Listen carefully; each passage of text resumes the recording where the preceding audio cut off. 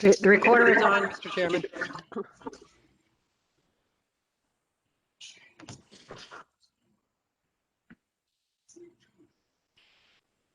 Lee, the recorder is on. Sorry, I was unmuted. I had to unmute myself. Okay, so we'll start the meeting of the Inland Wetlands and Watercourses Commission for the Stonington. A little bit of housekeeping is in order. The application 2104 has been rescheduled to the June 3rd meeting. So if you're joining the meeting just to partake in that discussion, I would suggest that you may want to leave, and we'll see people, we think, in person at the Stonington Police Station, 7 p.m. June 3rd. All right.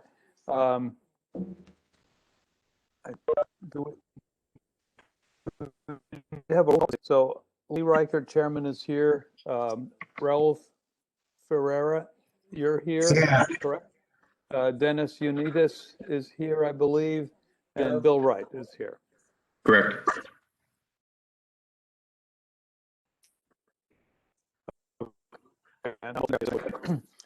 All right, so new business.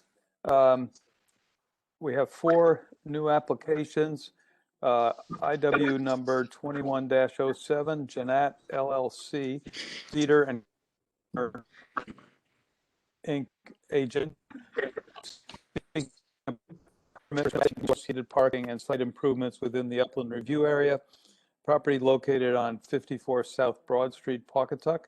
Assessors map 14, block 2, lot 6, zone LS. We'll have that hearing on June 3rd. The site walk for that application will be on May 22nd, which is a week earlier than normal because of the Memorial Day weekend.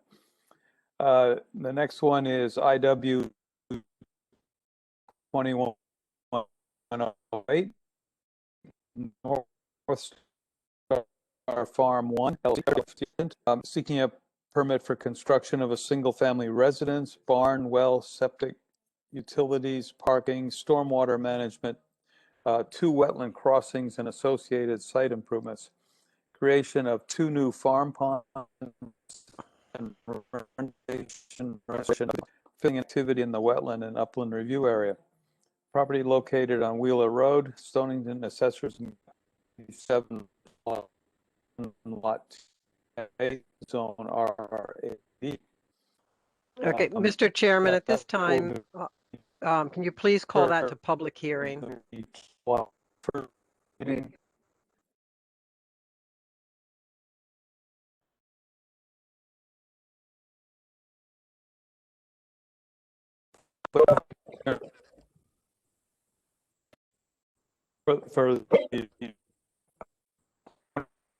wait, Candice Georgiadis, applicant, and Masons Island Company Incorporated, owner Sergio F. Ternizia, PE agent, seeking a permit for construction of a new single-family residence and associated activities, underground sewage system, and proposed pool located within the Upland Review. Property level, assessors map 180, block 1, lot 10B, zone RM-20. Public hearing will be on the July 1st meeting. Okay. Site walk on. That one is not a public hearing. That's a regular meeting. That's a regular meeting. Okay. IW 21-10, Aquarian Water Company of Connecticut, applicant Arlington Homes LLC, owner Zachary Keeler Snyder Civil Engineering LLC, agent, seeking a permit for construction of a new 16 by 38 foot well treatment facility, associated site and safety improvements within the Upland Review area. Property located on North Stonington Road and Stephen Drive in Stonington. Assessors map 139, block 3, lot 1, zone RR80. That will be heard on July 1st. And again, the site walk on June 26th. Now on to old business. IW 2103, EOC owner, Richard Lotz applicant, on-site engineering agent, seeking a permit to demolish existing office building and construction of a 60 by 68-foot commercial building, retaining walls, drainage, and associated site improvements within the upland review area. Property located on 20 Clark Street, Pawcatuck, Assessors Map 5, Block 3, Lot 2, Zone MC 80. So, Richard Lotz, I believe, are you going to be presenting?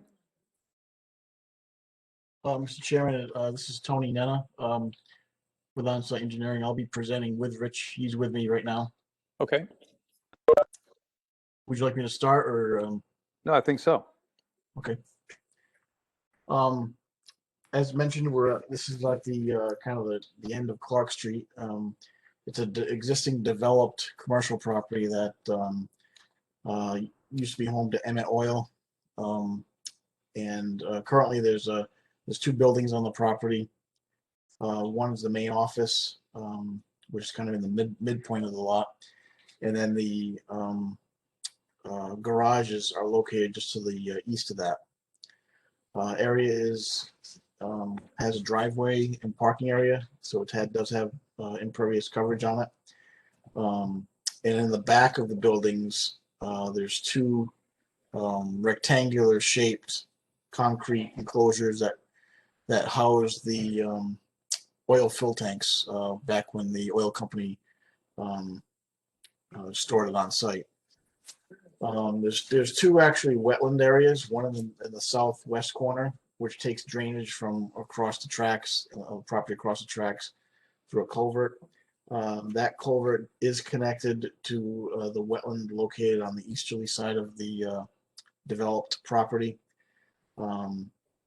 We don't quite know the exact alignment of that culvert, but talking with town staff and public works, it does.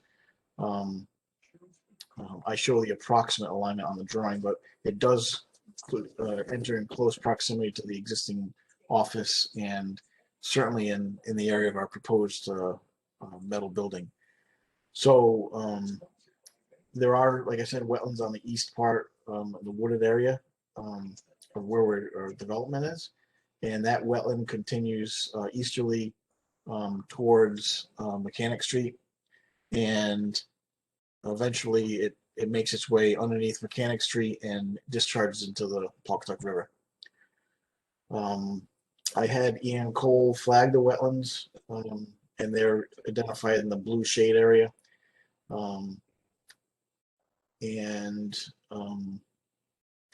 The existing railway runs westerly. There is a existing foot easement that the Amtrak is allowed to cross our property and go to the existing transfer or electrical transfer area for maintenance. So the proposal involves demolishing the existing office building and removing the additional concrete enclosures and filling that in, and then constructing a new building that will support Mr. Lotz's business, which is a boat repair, boat building company. There is some drainage that we're proposing. One biggest drainage improvement is we're relocating that culvert that crosses our property to avoid any conflict with our building and site improvements. So I show that through an easement that's kind of parallel with the Amtrak property, and it 90 degrees into the westerly portion of the wetlands. There is drainage and regrading that we're doing. There is drainage and regrading that we're doing on the within the parking area, and we're discharging in the same location as the existing culvert discharges to, right around flag. I think it's flag 7.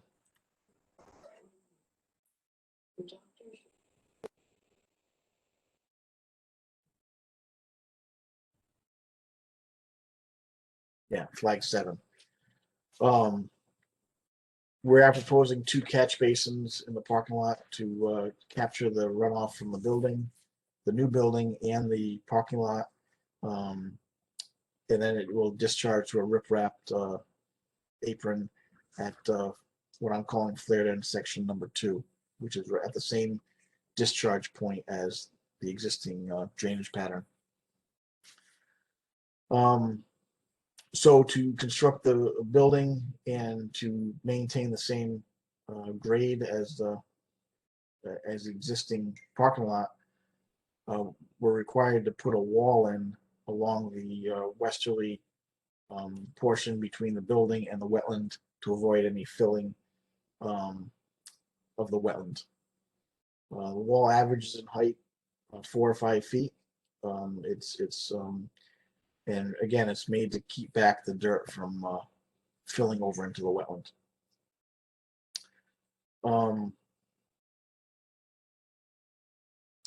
We are expanding the impervious area for a couple of reasons. One, there are some large trucks and trucks and trailers that have to access the site and get the boats into the south end of the building where the doors will be, and those require a really large turning radii to maneuver through the existing building and the proposed building. The other reason the impervious area is increasing is where I've submitted a report from the environmental consultant for the contamination of the soils. Under the existing building is where there's contamination, and once the building is demolished, the plan is to remove the soils from underneath the building that are contaminated and replacing it with clean gravel. One of the recommendations in the CNG report, who is the environmental engineering company that is doing the monitoring and cleanup, is to not allow any type of LID stormwater infiltration. The best way to deal with the contaminated soils is to excavate as much as we can and then cap it, and capping it by either buildings or with an impervious surface such as like bituminous concrete. So that was the intention of the limits of our paved area up into the kind of the southwest corner and continuing to the existing building in front of the new one.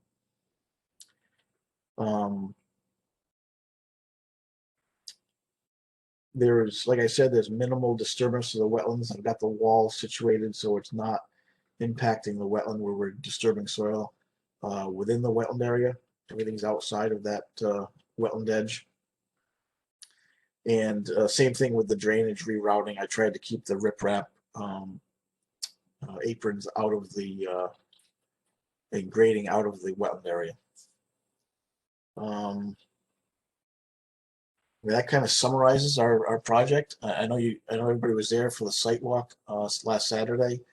We walked the site and showed you the flags. I staked out the wall where that was going so that you can get an idea of what the impact would be. It really is minimal impact. We do have some erosion control that's going to be in place before we do any clearing or grubbing to protect any sediment from going into the wetland. And probably the first step would be to reroute the drainage so that we're allowed to dig through to demolish the building and remove the soils that are underneath it. Like I said, Rich is here, the owner or the potential buyer on the property, and I'd be happy to answer any questions that the board may have. All right. Thank you. Yep.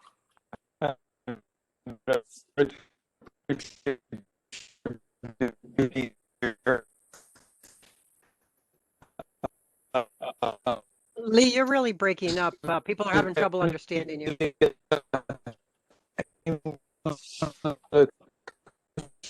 I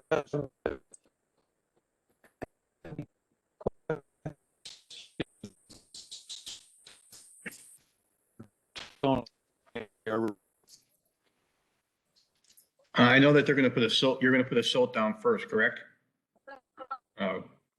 Is it my internet or is it Lee's internet? Ooh, sorry. It's Lee's internet that's breaking up. We can hear you Well, fine, I'm asking Mr. if Wright. any of the commissioners any questions Okay. for Tony or Rich. I just have one. I know with the silt fence, are you gonna put any hay bales with that as well, just to keep everything? Because it does go downhill quick to your wetlands. I don't know.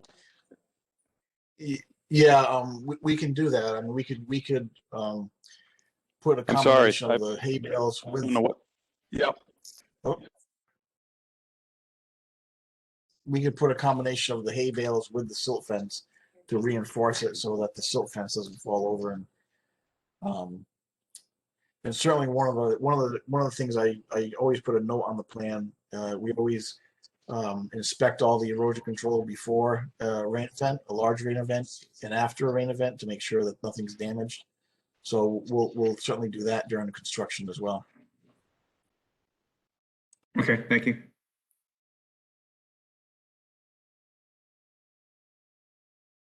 Dennis Unitas here.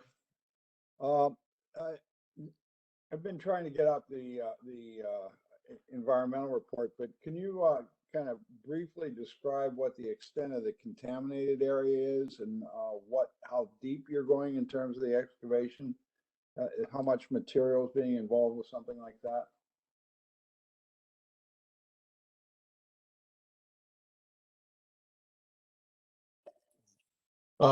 The contamination is, from what I understand, is underneath the existing building. There was a leak in the building. So part of the remediation is to remove the building, which would allow us to remove the soil. So there's probably about 400 or 500 yards of material that's got to come out, and it's primarily in the footprint of the building. And the old tanks. And the old tanks, and the old tanks in the back. Those rectangular concrete enclosures. Right. There was some contamination there too. Do you know how deep you're excavating? We probably won't. I mean, they were limited with their sampling because of the building. So I think that's something that they'll have to kind of figure out as they go, as they excavate. I believe there'll be somebody on site and monitoring the level, the contamination level, and once they get to a certain point, they'll cap it. Okay. And again, just for information purposes, the contaminants were primarily petroleum hydrocarbons. Yes, that's correct. VOCs, that type of thing. Yeah.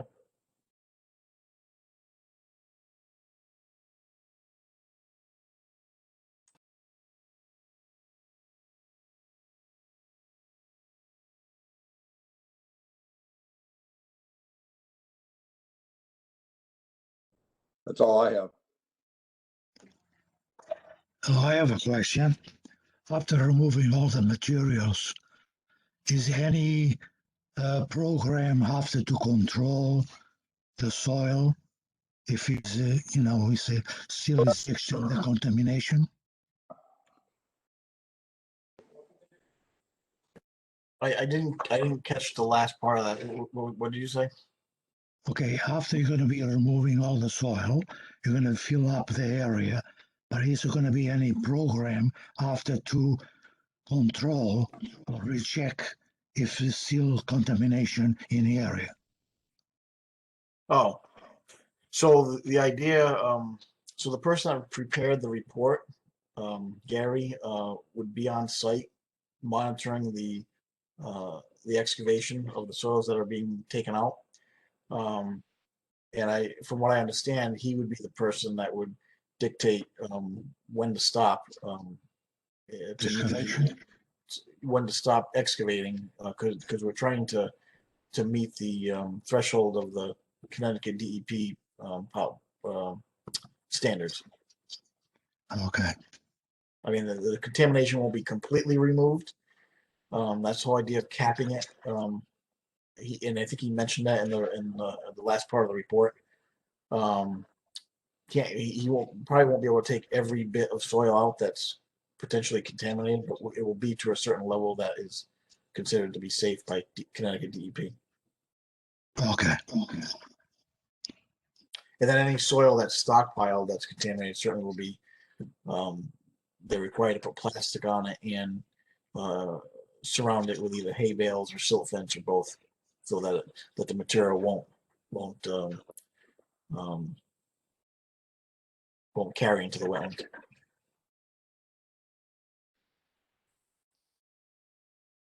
Did that answer your question? Yes, I'm all set. So I'm back. I don't know if you can hear me better now. You're working fine. Okay. Okay. So I missed part of that discussion. Are we ready to have a proposal?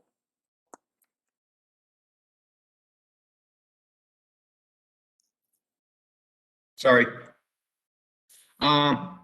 As the application will not significantly impact or adversely affect the wetlands and water courses, and there is no character and degree of injury or interference with safety, health, and the reasonable use of the property which is caused or threatened by the proposed regulated activity, a motion to approve the application with stipulations.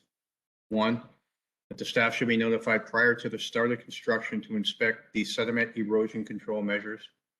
2, that drainage easement is to be approved by the town engineer and the town attorney and is to be filed on the town land records prior to any soil disturbance. 3, conduct annual groundwater monitoring to assess groundwater contamination. And 4, remove contaminated soil following demolition of the building. Okay, staff just wants to speak up right now and just add a couple changes to those. Item 1, to include hay bales and E&S fencing. And on item 4, they remove contaminated soil following demolition of building as recommended by Gary Magnuson, so that they're not required to remove everything, just what's recommended by the specialist. Okay. Thank you, Kenny. Okay, I'll second. Second. Okay. I guess we should do a roll call. Lee Reichert, approve. Raoul approves. Dennis? Unitas approved. Bill? And I would approve. All right. Okay, the motion then is approved. Okay, well, thank you very much for your time. Okay. great day. Thank you. Yep, take care. All right. Continuing on, IW 2104, as previously stated, has been tabled to June 3rd, 2021 per applicant's request. IW 2105, Town of Stonington, J.A. Costello, P.E., WMC Consulting Engineers Agent, seeking a permit for scour mitigation repairs of Lantern Hill Road, bridge number 137001 over Whitford Brook, with activity in the wetlands and upland review area. Property located on Lantern Hill Road, Stonington, assessors map and block and lot are all not applicable. Zoning is GBR-130. So, Robert, are you speaking about this? That's correct. Bob Barneschi from WMC Consulting Engineers. I'm going to attempt to share my screen just so I can speak from the plans. Let me see if this is going to work.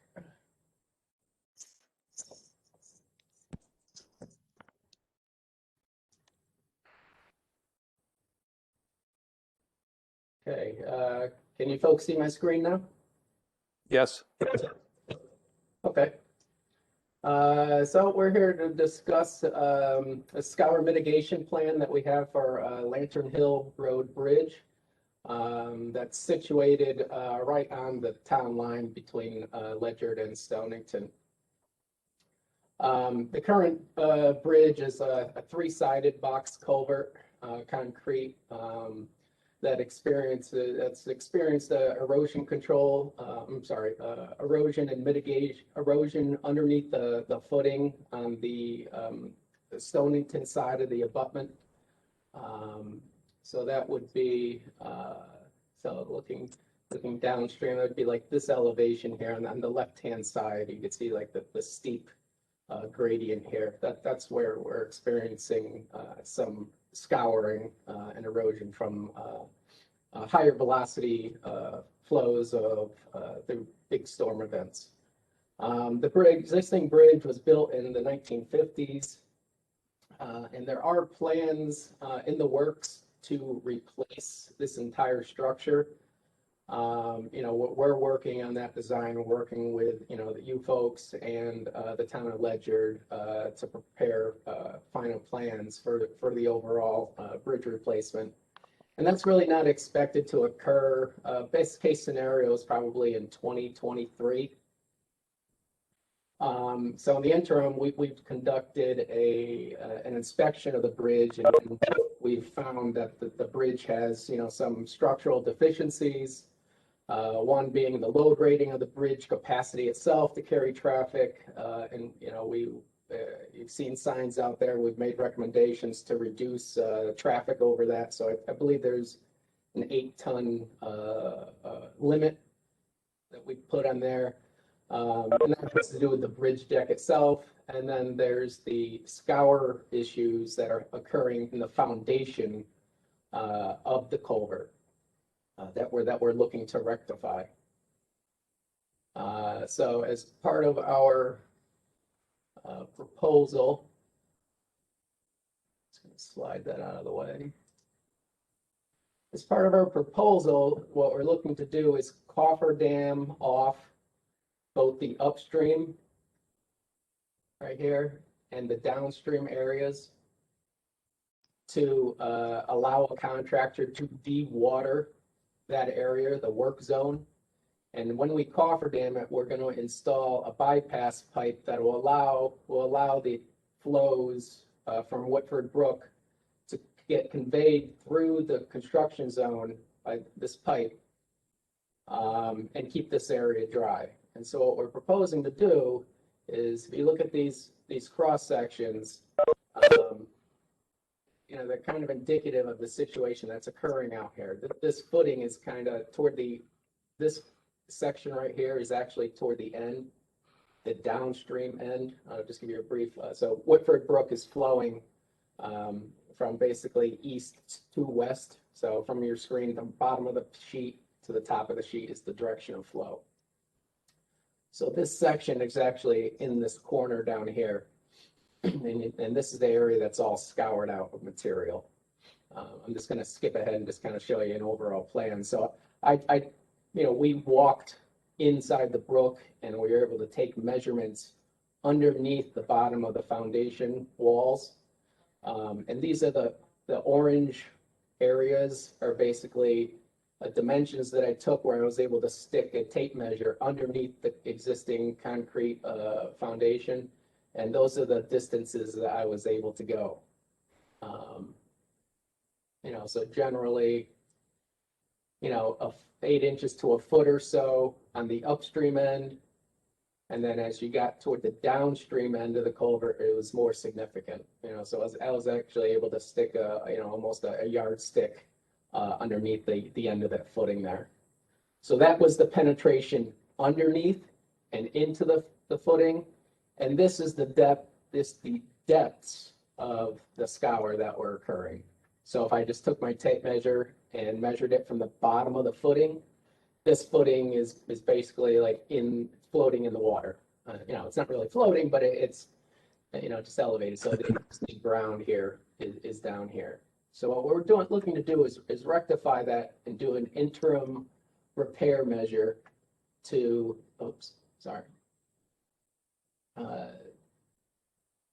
get that foundation on kind of more solid ground.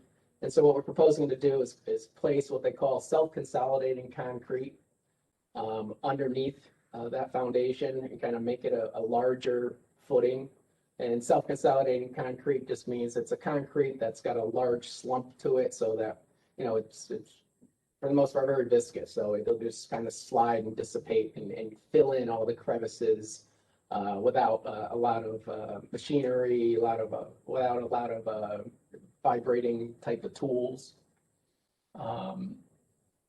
So what we're proposing here is kind of like a construction duration of 2 to 3 weeks time, where our impact to the wetlands is mainly all temporary. You know, we're estimating maybe 1,000 square feet of wetlands impacted. There's 2 access points, you know, up at the downstream end and the upstream end. There's existing guide rail along the road. We propose to take off a couple of sections of guardrail, have a contractor staging area in the upland review area on this side of the road, just basically the northbound side. On the southbound side would be our construction access, where the contractor would enter. The downstream end, there are some large trees and debris that have fallen across the brook. And let's see if I have those photos.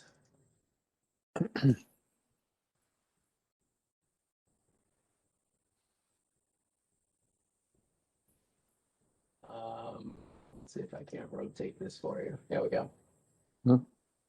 So this is the downstream end. So you can see the large tree that has fallen across there. It looks like it's one tree, but it looks like there's probably 3 or 4 trunks associated with it. And then there's a smaller one that had fallen across, which is right here. Oh, I got to switch back. So here's the downstream end of where the scouring is occurring. This is the tree, one of the trees that will be removed. Here's just a different view of the Stonington side abutment. Here's underneath, looking inside the culvert. This is looking downstream. So here's the trees that go across the brook now. You know, all those, you know, contribute into obstructing the flow through the culvert. So here's a view where basically here's the side where our staging area would go. Contractor just removed this rail, work his staging on this side. This side, he would remove this section of rail, and here's his construction access to get down into the stream, the brook.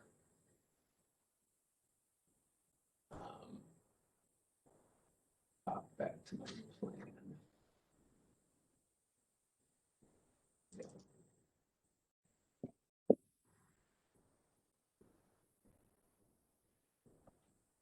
There we go. So again, we're looking as we install the self-consolidating concrete and remove the formwork. We're proposing to place about 4 or 5 yards of riprap right at that corner where most of the scouring has occurred. It'll just help with stabilizing some of the embankment material. And then any material that we, as the contractor kind of prepares this ground, he might take out some material, you know, all just the loose material that's there, you know, to kind of get the stable, solid ground. And any material that he might rake out of there, all this stuff will be done by hand. On anything that he would break out of there, we'd kind of just feather back in up against the concrete abutment, you know, when he's done with his work, and then we place the concrete, the riprap at the end of the downstream end.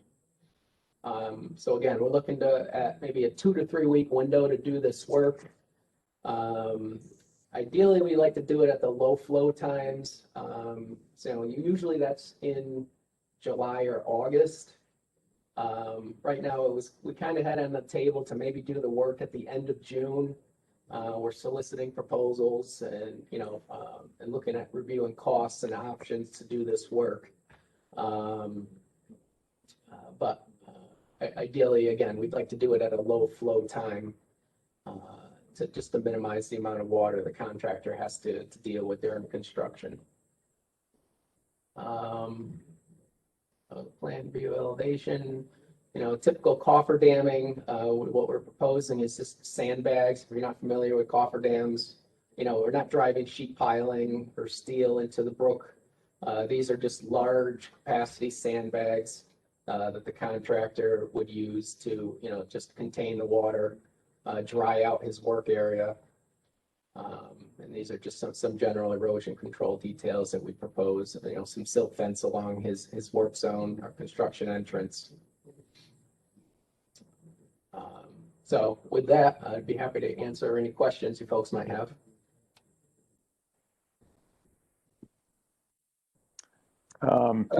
This is Lee Reichert. Any of the committee members have any questions? Actually, I do not. I was wondering, has this been reviewed by any aquatic biologists as far as when the optimum time, as far as disturbance of the existing fish species, etc.?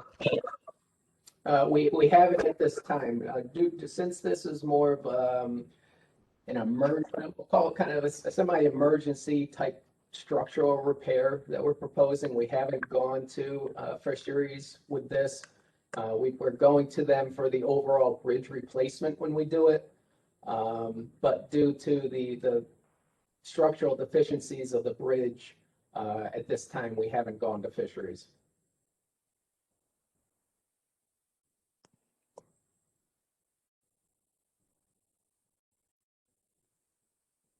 Is that normal practice? For emergency repairs, it has been. We're maintaining the flow through the brook. If we were doing some sort of bypass pumping, that would more so trigger us to, concern for, fish habitat and to bypass it at this area. But since we're providing and maintaining flow through a culvert and a pipe, we didn't feel it was necessary at this time. Will there be any release of material when you're placing the concrete into the brook itself, or is that section will be held completely dry, or as dry as you can have it? Right. The contractor's going to keep that as dry as he can keep it during it. But no, there's no material that's going to be released beyond our limits of cofferdamming. So there's going to be, no extra material that gets washed down the brook from our work zone.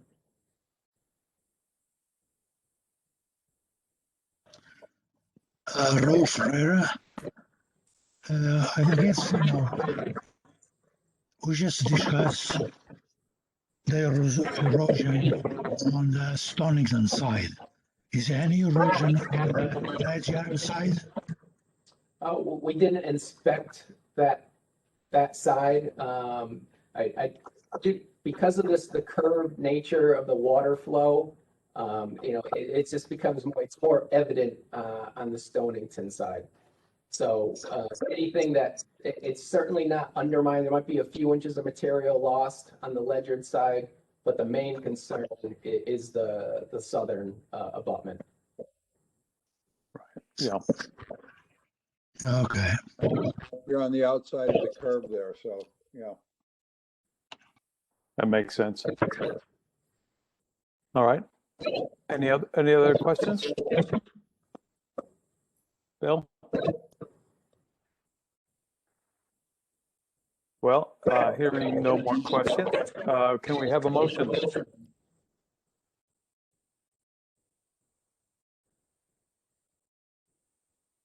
you want me to read again? Yes, please. The application will not significantly impact or adversely affect the wetlands and water courses, and there is no character and degree to injury or interference with safety, health of the reasonable use of property which is caused or threatened by the proposed regulated activity. I motion to approve this application with one stipulation, that the staff should be notified prior to the start of construction to inspect the sediment erosion control measurements. I'll second. All right, do a roll call. Lee Reichert, approve. Raul, I approve. Dennis, Approve. Bill? And I would approve. All right. Okay, the motion is approved. Thank you very much. For the Any record, other- who seconded that? Raul. Raul and I. That's what, Bill. yeah. Raul, Well, Bill made the motion, Raul seconded. correct. All right. Okay, thank you very much, Robert. All right, thank you, gentlemen. Have a great day. All right. On to IW 2106, Town of Stonington, Brandon Giardino, Snyder Civil Engineering LLC agent, seeking a permit to install a temporary dry fire line over Whitford Brook with the activity in the Upland Review area. Property located on North Stonington Road, Old Mystic, assessor's map, block, and lot are not applicable. Zoning GBR-130. So, Brandon, we have somebody to discuss this with us? From Snyder? Zachary Kugler's from Snyder. I don't know if he's speaking to this application.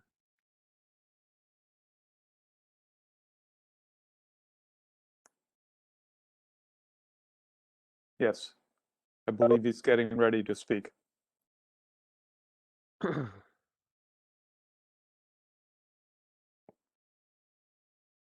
Zachary, you need to unmute yourself.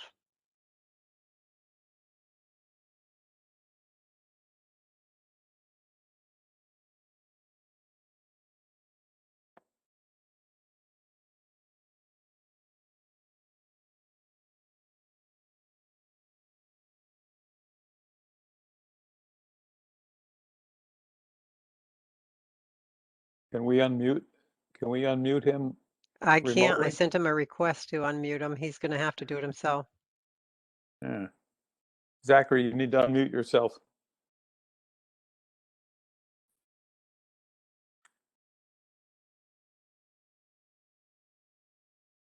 Oh, there we go. Can you hear us now? Yes, Yes. yes. Yeah, sorry about that. We've lost your, oh, there you go. Okay, now that our technical difficulties are over. Okay, great. Yeah, so this project is proposing, as you mentioned, a dry fire line over the Whitford Brook. We're going to be having limited excavation outside of the delineated wetlands, but it is located in the 100-foot upland review area. The town of Groton will be performing construction in conjunction with the town of Stonington. As you see here on the top left, we have 2 pillars going on either side of the brook that will act as supports for the dry fire line. And then we'll be excavating about 4 feet down, and we'll be placing erosion control along the brook here to prevent anything during construction from getting into the stream. And then we'll be placing a beam over the top of the stream and then laying the pipe over the top of it.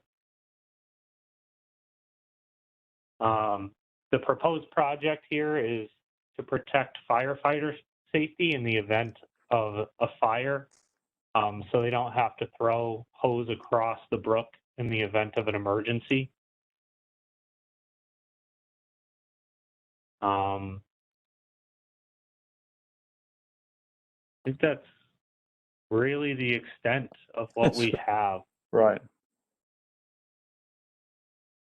I gather there's no fire hydrant on the Groton side So of the the fire brook. hydrant is actually located over here close to the fire department. So what they would propose is they would either connect to this hydrant and run hose to the dry fire line, which would then feed across the brook, or they'd be able to pull their truck that already has water in it and connect directly to the dry fire line as well.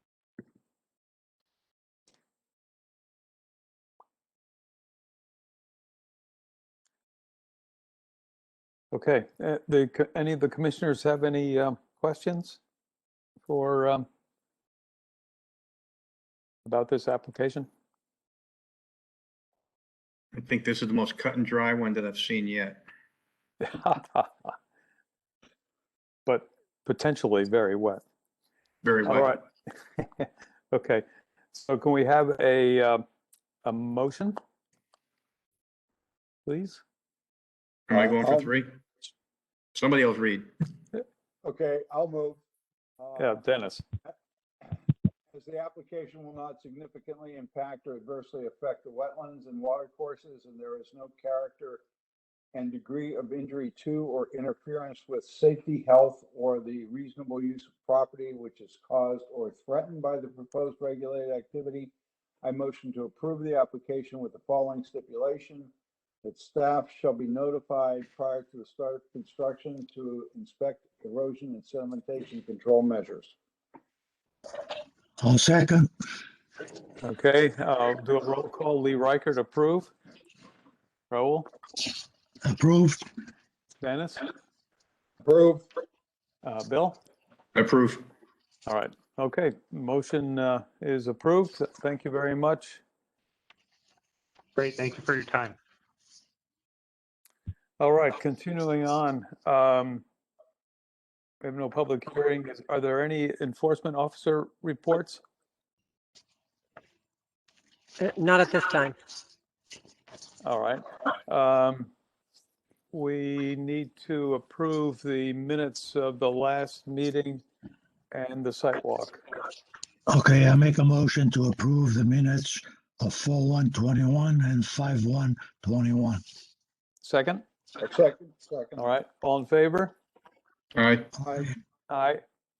All right, thank you. So we now need a motion to adjourn the Make a meeting. motion to adjourn. Second? Aye. All in favor? Second. Aye. Aye. Aye. Aye. All right. Thank you very much. We'll see you for the site walk on